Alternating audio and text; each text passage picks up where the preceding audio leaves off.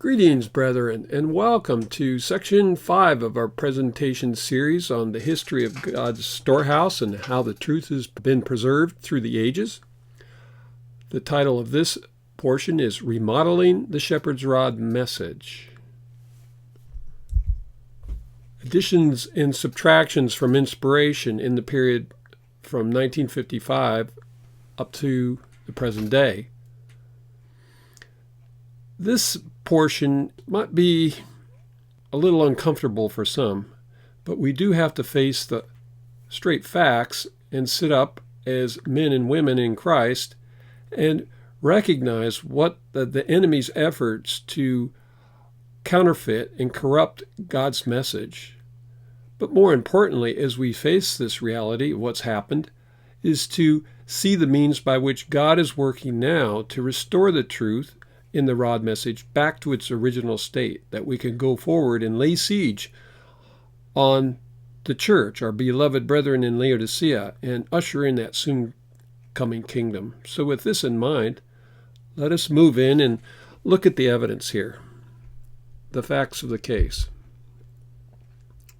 Well, first, in order to detect a counterfeit, you have to know what the true is. And let's look at some of the literature that was published by Brother Houteff. This is Shepherd's Rod Volume 1. It was published as a softcover book and sold for a modest cost.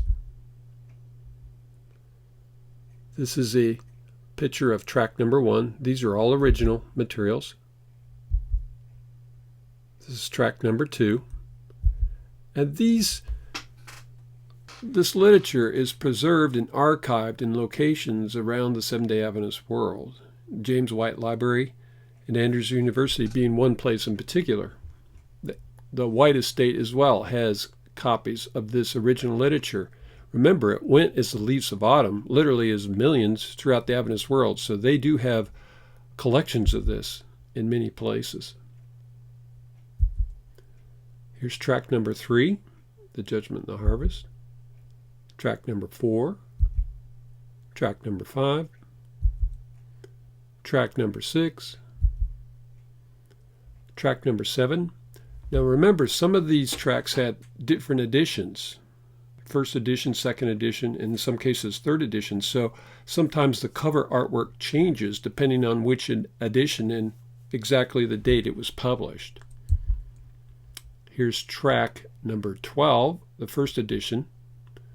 As I mentioned in the previous presentation, some of the tracts had colored covers that were published prior to 1946. They were published off-site.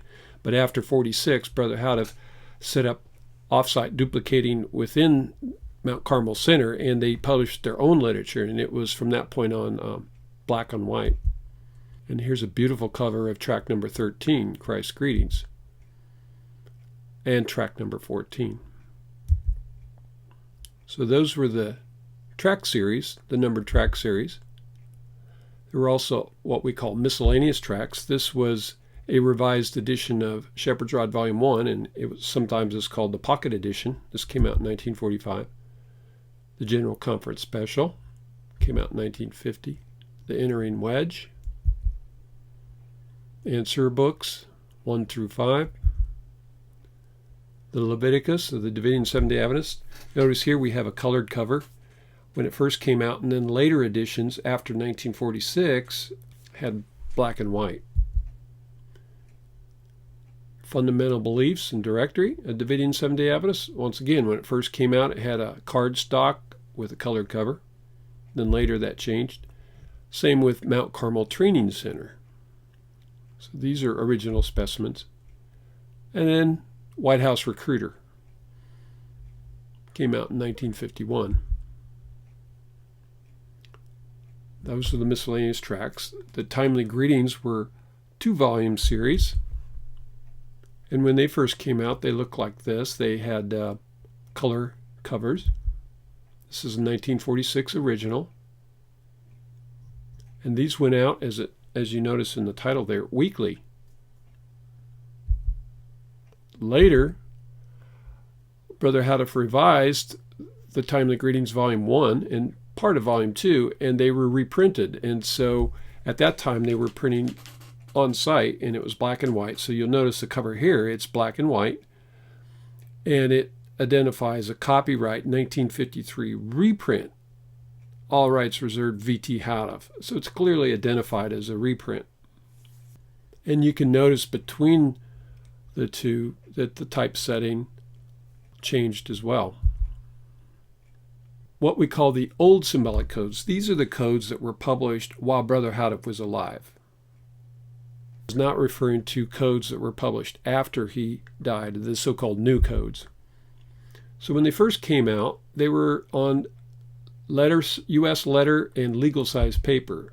This is volume 1, number 1, basically a newsletter. Later, he typeset them, and laid them out as a professional-looking magazine style, starting with volume 2, numbers 3 and 4, with this very nice graphic cover, rich and deep in meaning, with symbols. And then later editions, starting with volume 7, numbers 6 through 12, some different cover artwork came, some very lavish and beautiful illustrations that are really a marvel to behold. And so all of these have been restored.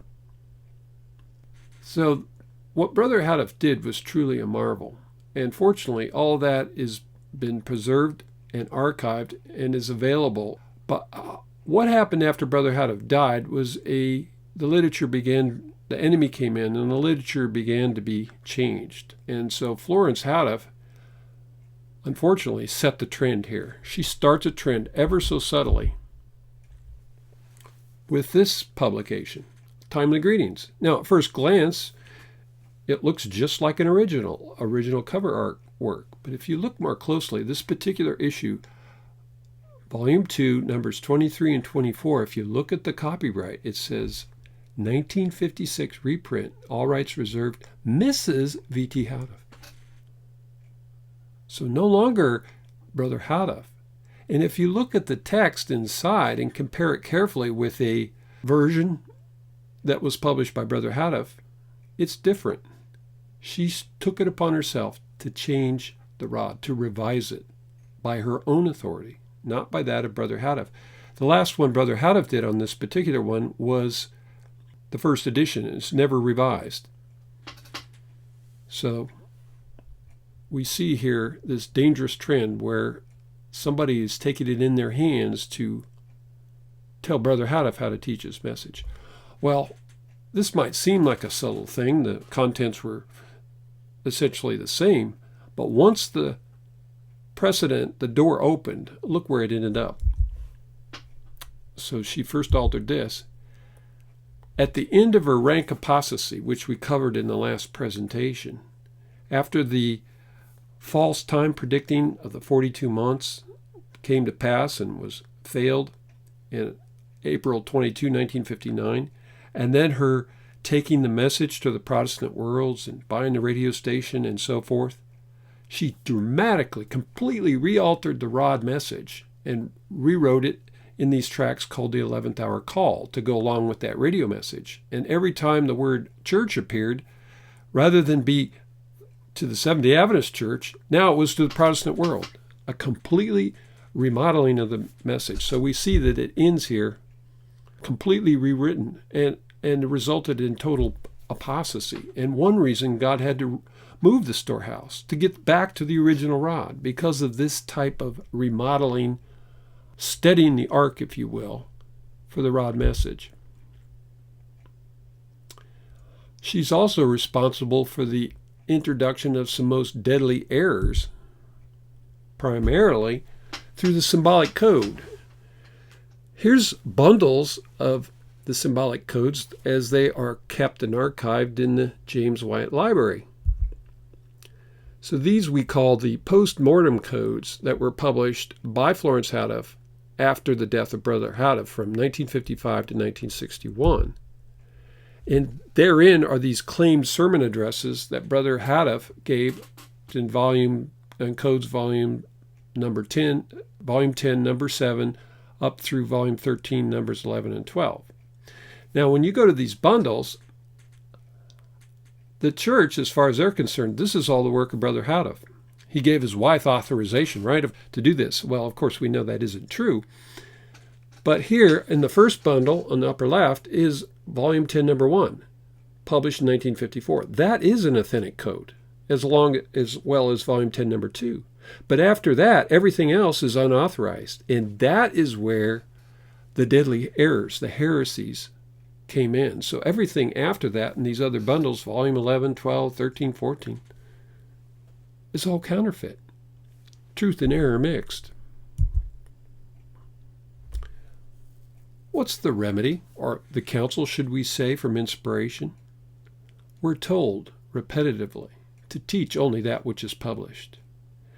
This subject is often poorly understood and misrepresented to the people by the leaders who insist and persist to continue to publish unauthorized portions of the message by Florence Houteff. So we need to carefully spell this out from the rod itself. And not to belabor the point, but we're going to thoroughly look into this and read several passages. The first comes here from Answer Book, number 5, pages 55 and 56. It reads, "What is meant by that which is published?" Question number 133. The Symbolic Code says, "Teach only that which is published." Will you please explain whether this restriction is intended to include Bible, Spirit of Prophecy, and the Shepherd's Rod literature altogether, or just the writings of the rod? Answer. The Bible and the books of the Spirit of Prophecy being the sole source of the Shepherd's Rod message. Therefore, when the rod is taught, the Bible and the Spirit of Prophecy are taught. As we dare not follow in such a path, we must, therefore, as teachers of the Shepherd's Rod, the official publications of the Davidian Seventh-day Adventist Association, teach only in the light of the rod those passages which in one way or another need to be interpreted. Thus only will all present truth believers ever come to the same mind, seeing eye to eye and speaking the same things. So it's very clear here, we're only to teach in light of the official publications of the Davidian Seventh-day Adventist Association. Unfortunately, there are those that have risen after the death of Brother Houteff that assume or claim this authority, that they're the association, so therefore whatever they publish is in the name of the rod, in the rod. This is utterly false. It's usurping presumption on their part. The official publications were done by the hand of the prophet, not by men that have come up upon the scene later. We're also told, do not give credence to unauthenticated reports. This is found in Volume 1 of the Symbolic Code, number 8, page 8. It reads, question, that the loud cry message would come through the Review and Herald. Is there such a statement? Answer. As to the claim that Sister White said that the loud cry message would come through the Review and Herald, we cannot answer authoritatively from a personal knowledge, for our acquaintance with her unpublished works is more limited than extensive. But from those unpublished writings, and they are not less than 100, which we have had the privilege of reading, we would be led to scout the possibility of her ever having written or made such a statement. We quote what she counsels in regard to accepting just such reports. And now, to all who have a desire for truth, I would say, do not give credence to unauthenticated reports as to what Sister White has done or said or written.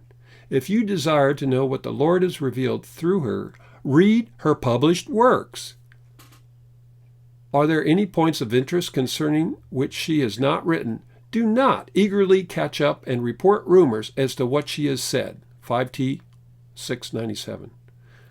Brethren, come now, let us reason together. If this is applicable to Ellen White in her writings, how much more for the rod? We are not to give heed to unauthenticated reports of what Brother Houteff supposedly taught or what sermon he gave if he himself did not publish it. It remains unpublished, and we should leave it there and not make that a basis of our rule and doctrine. This is clear. But to further emphasize the point, here's another serious concern to all followers of the rod. This comes from this first passage in Symbolic Code, Volume 1, Number 7, pages 5 and 6. It reads, "It is most unfortunate, the situation exposed by the questioner. We are sorry that some have put forward private interpretations of the message, which have troubled the minds of others. Yet it seems unfair to call the message to task because of the unwarranted ideas advanced by some.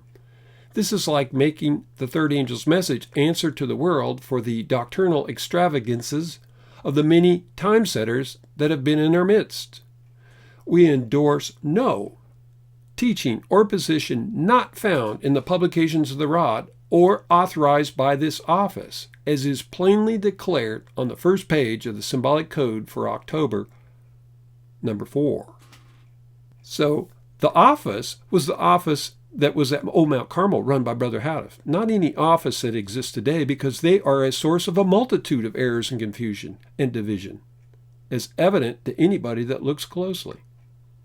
So it can only be the publications that were under the hand of the prophet, no more, no less.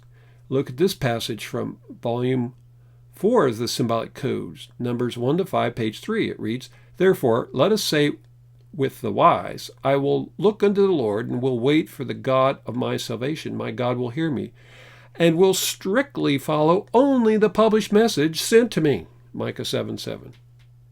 That's pretty clear. The published message by the hands of the prophet, not post-mortem publications after he died, unauthorized. And this passage from Symbolic Code, Volume 2, Number 12, page 11. "We request that all present truth followers refrain from teaching anything more or less than has been published in the Code, the books, and the Tracts. The messages are plain in themselves, and you need not enlarge upon any point, but rather make sure that you yourself are walking in the light only as far as the light of present truth leads you." Had we read and believed and practiced these counsels, there wouldn't be all this division in our midst. There wouldn't be time-setting prophecies of Florence Houteff or people later on the scene like Norris Nosworthy and Mike Smithson or many, many others have enlarged upon the teaching of the rod. So, brethren, let us only walk in the light as far as it leads us from the hand of the prophet, and not the many false teachers and false prophets that have arisen in our midst. But just to emphasize further, more warnings are given, as if Brother Houteff is emphatically warning us the dangers that we have fallen into. So we're without excuse. Warning, it says here in Volume 3 of Symbolic Code, Numbers 5 and 6, page 14. "Do not deeper fall into the pit, but get out." Teachers of present truth, having before them the example of the tragic results caused by conflicting teachings by the SDA ministry, and in addition to this, having been repeatedly warned to teach only that which has been revealed and published, stand in great condemnation before God when they set forth conflicting or unauthorized views on any subject. Be absolutely certain that you are teaching according to that which is written, and not according to that which you may think should be or will someday be written. Failure to comply with this requirement will disqualify anyone as a worker in the cause.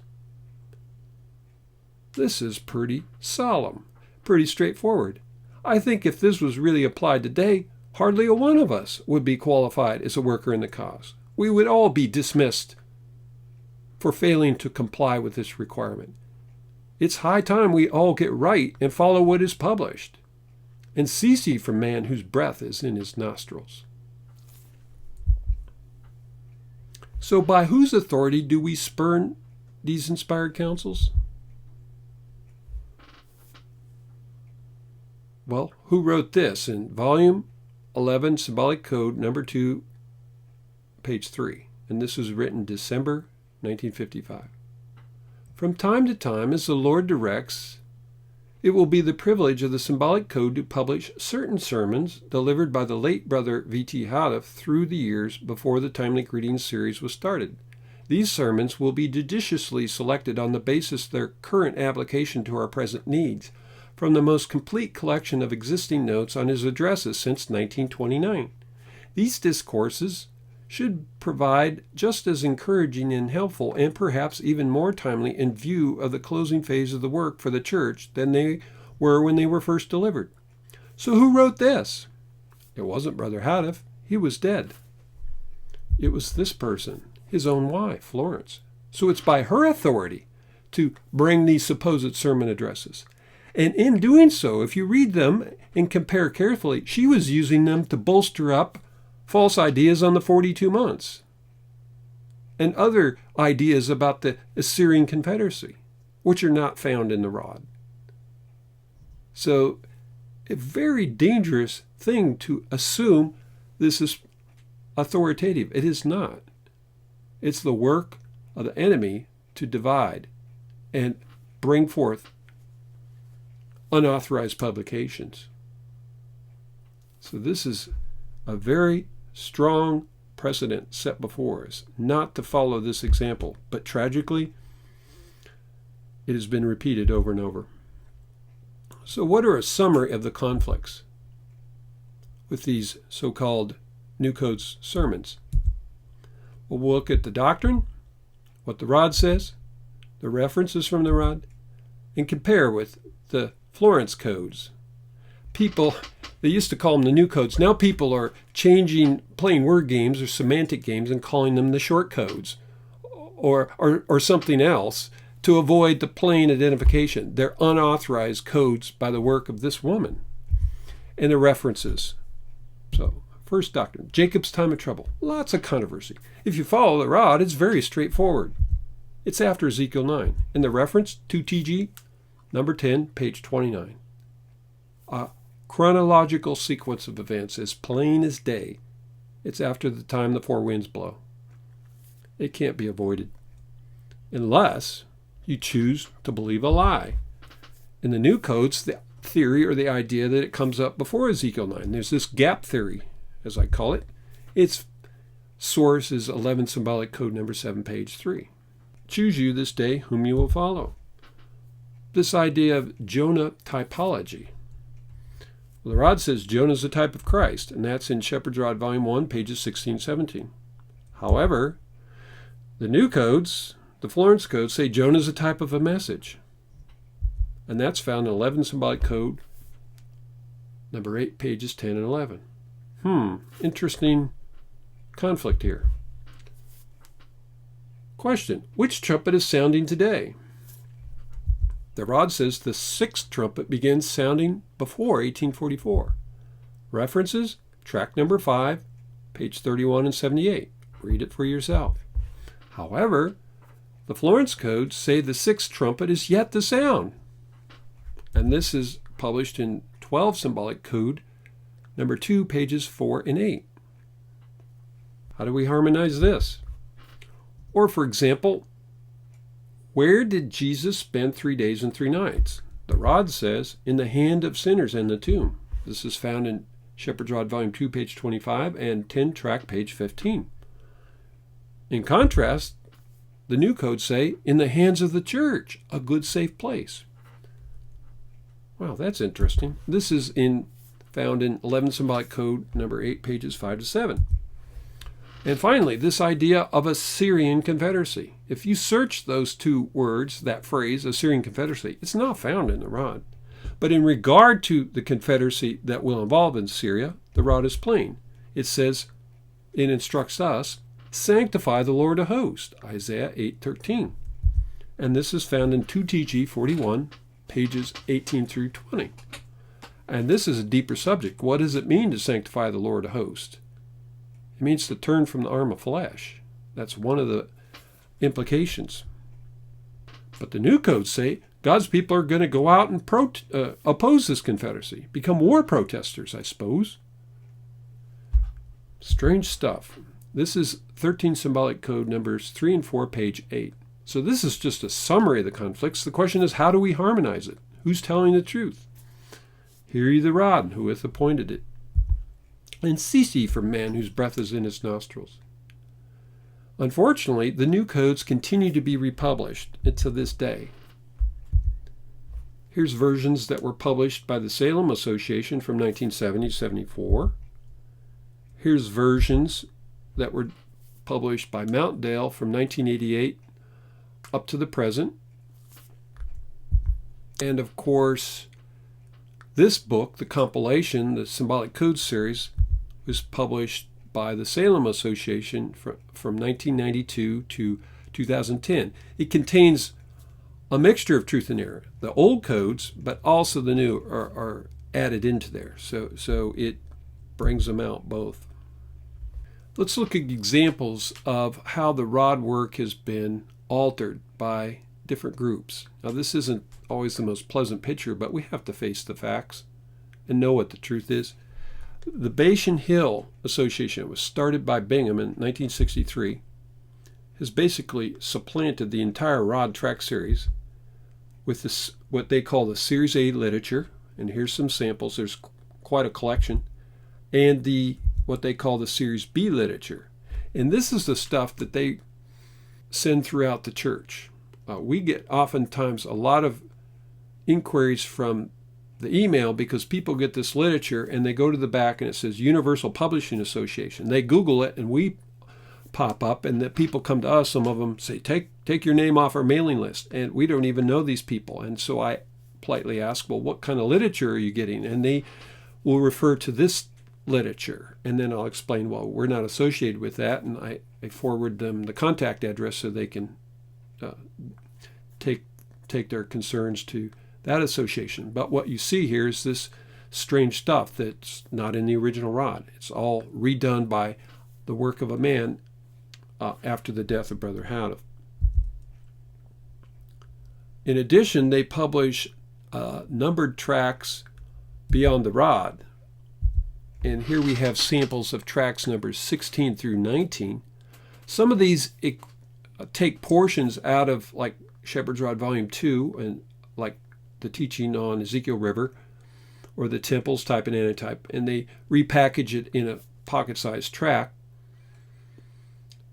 So it's basically the rod message, but it's repackaged, if you will, compiled or broken up into new pieces. So that creates some confusion.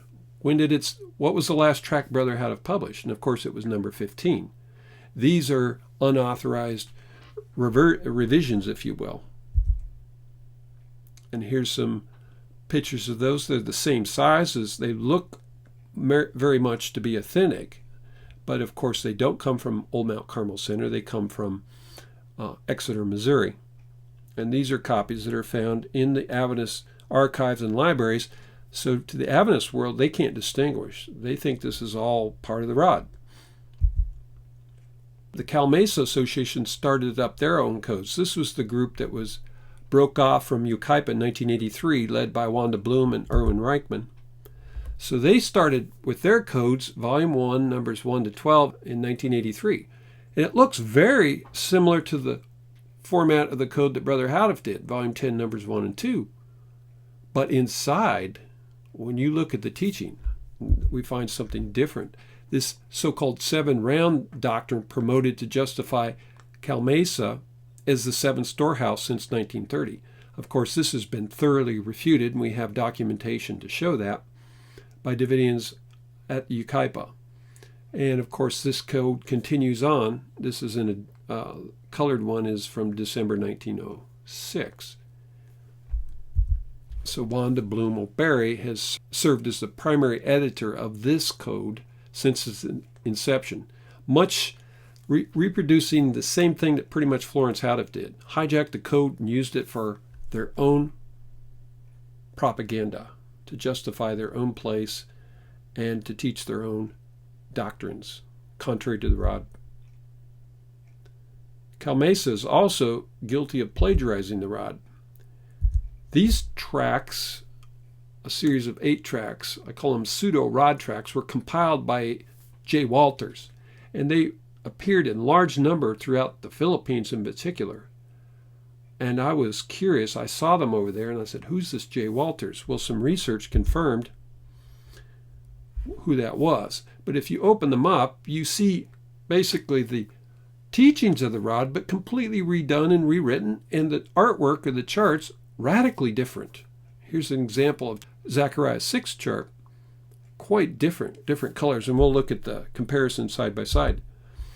But new copyright dates and everything. So the question is, who's this J. Walters? Well, we found out it's the maiden name or the pen name for Wanda Blum. So the rod was by other group, has been compiled and sold in a large single volume. This is the work of Salem. And in more recent years, they've, because of the cumberness of that large volume and its poor quality, it'd fall apart. They went into a 4-volume series, but nonetheless, the rod is being compiled into volumes, and here's another example, and marketed for a price, sold. Here's their symbolic codes, and here's their price list. So directly ignoring the divine instruction to go as leaves of autumn without money or cost or obligation, Isaiah 55, 1-2, and plain instruction from the rod. So this is in direct defiance of that, marketing the rod, selling it as compilations. We don't have a problem with a compilation, but don't do it in the name of the rod and accept tithes to finance it. That's where the problem lies.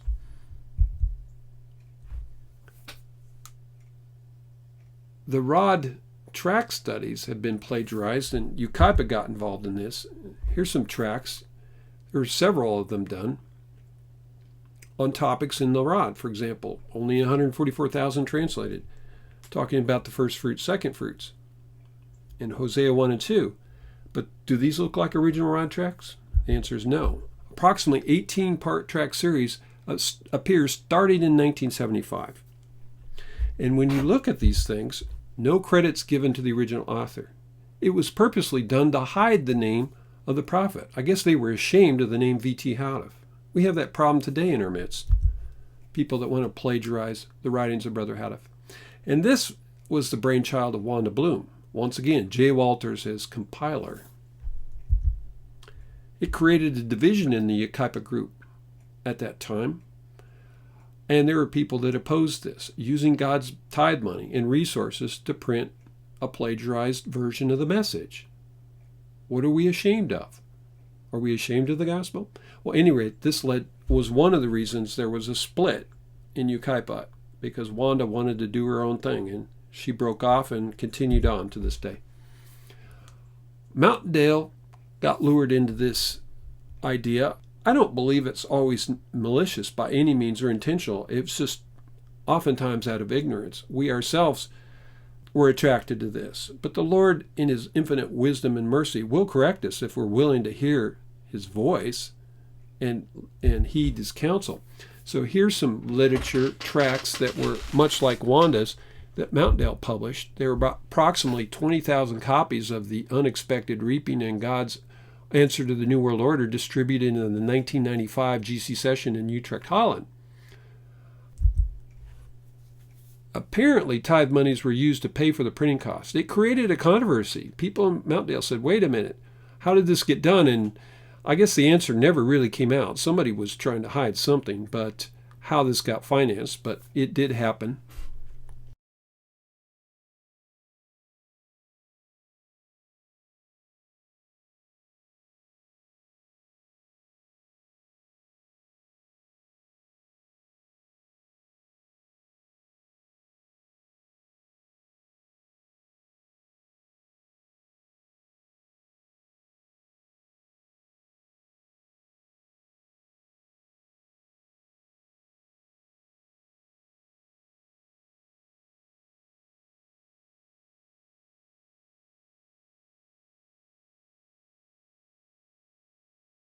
The cover artwork is different.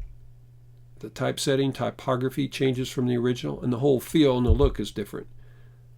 Remodeled cover artwork, and then the whole graphic impression and feel are no longer the same as the original.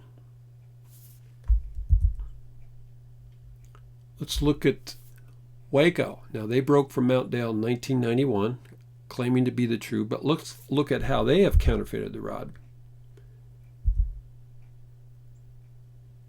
So at the General Conference session in St. Louis, Missouri, it was in or 2005, over 80,000 pieces of these supposed symbolic codes, GC Alert and America's New War were distributed.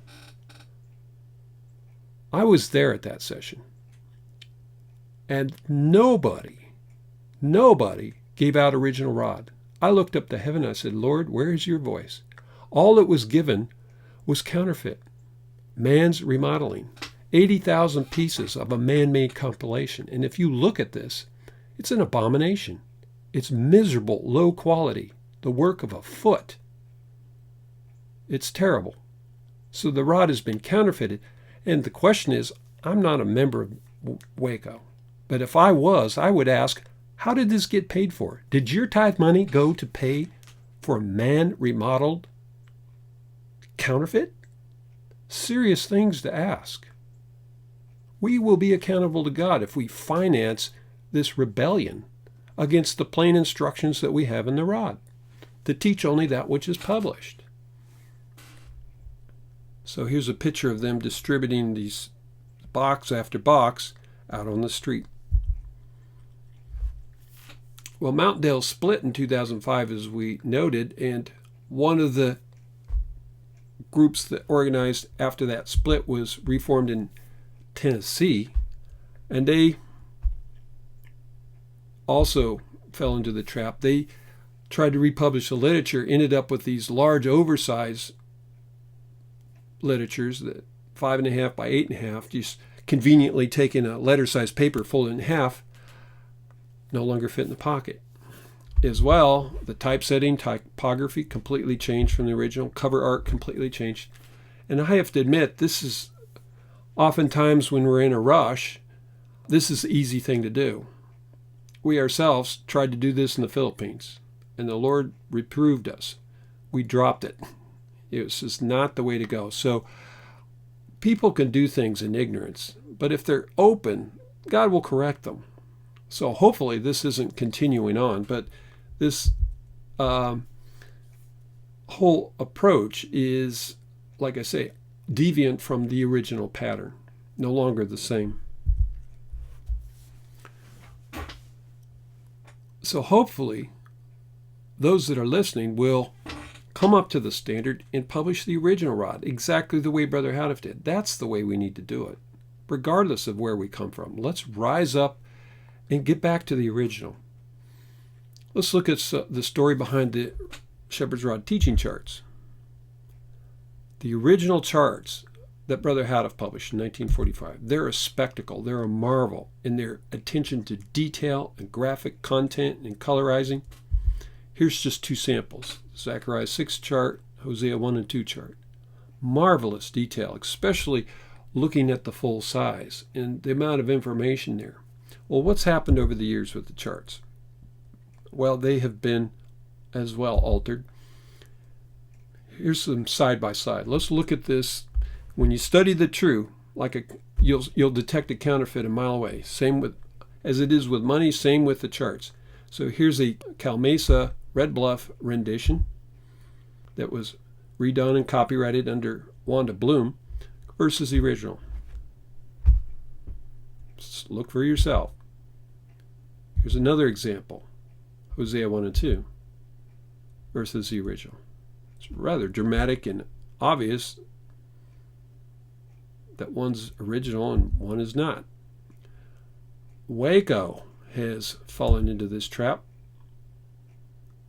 Here's a chart they did on Zechariah 6. There's the original. Look at the color scheme. Look at the detail. Dramatically different. They also have another version. They have two different versions that show up depending on which website you go to. Once again, dramatically altered color schemes compared to the original. So you can clearly say one is original, one is not. It's man's rendition or remodeling. And they have more. Here is I believe a more modern version of Hosea 1 and 2 versus the original. I mean, we can get as creative as we want with Photoshop and all these tools, But why not use them to restore the original? That's all that we did. Photoshop is a wonderful and powerful tool. So why not use it to preserve the original rather than to create something or a rendition? Are colors important? We believe they are. Here's a chart that's published by Mountaindale. Their charts they originally got from Salem. And they're not completely original. They're close, but look at the details. Look at the colors. Clearly different. Now, Sister Bonnie Smith, who painted charts under the direction of Brother Houteff and has an excellent memory, said that Brother Houteff was emphatic, in particular, that the charts, the coloring of this particular chart, that the areas around Egypt and Babylon be pink, in contrast to the Brass Mountains. And you can see that in the original. But look at this reproduction. It's muddied, it's confusion, it's yellow like the Brass Mountains. And if you think about it, this creates confusion because colors represent something. Brass in this case representing purity, the church from Pentecost to Pentecost. But then you look at Egypt and Babylon, they're almost the same color. Does that mean they're also pure? Obviously not. So pink is more appropriate. It not only sets a contrast graphically, but pink itself is a mixture of two colors, red and white. White, purity, red, sin. And that's a more fitting color to represent the North Country and the South Country. So colors are important. Details do matter. And it does affect our theology, our understanding. So there's the original. So the original charts have been restored. This is what they look like. They were originally printed on English linen, which is a type of cotton, and that's very subject to staining. So the charts that we've been able to locate, 5 different sets in places all over, independent, that were done originally. California, some that were on eBay, sets in personal collections. And what's remarkable is the coloring scheme was the same amongst all of them. So they were clearly under the control of Brother Houteff. They all were colored identical. They didn't have wild coloring schemes. They were done under direction and purposely. Well, that linen tends to get stained easily. You can look on the side here, water stains and stains from the oil on the hands. So there was a lot of issues that had to be taken care of, fading and so forth. But the miracles of Photoshop and digital restoration, and we can come out now with a beautiful, pristine, original chart, cleaned up and ready to go. And of course, these are printed small size and on large size on Tyvek, which is a very high quality synthetic material, water resistant, unlike linen. So you can spill water on it and it won't fade or stain it, which is really nice. And here's the beast chart, as we commonly call it. Wonderful detail, the fine hatching. When you look at these close up with the large size, the detail, the graphic detail is amazing. And the charts that Mountaindale did a lot of them were hand traced by Salem, and a lot of that detail was lost. And some of it, like in the trumpet charts and the golden bull charts, does result in some changes in teaching. So it's important to get back to the original and teach from that. So what are our concluding thoughts here? We ask the question, which literature should we publish today? The original or some man-altered version? You decide. Which Shepherd's Rod study charts do you believe the Holy Spirit inspired Brother Houteff to produce? You've seen the evidence. Which one do you think that we should publish today or teach from? Are colors, layout, typography, graphic details important to the presentation of the message? Well, we believe the answer is a resounding yes. Typography and design speaks in a subtle way, in addition to the words.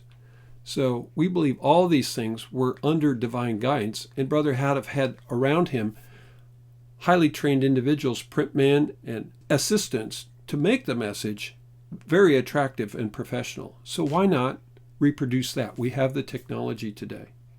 Why settle for a man-altered version when we can do the original?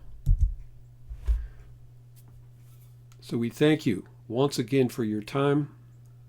Please consider these things, and let us all do what's right in the sight of God and move upward and onward to that blessed hope, the kingdom soon to come, and teach only that which is published.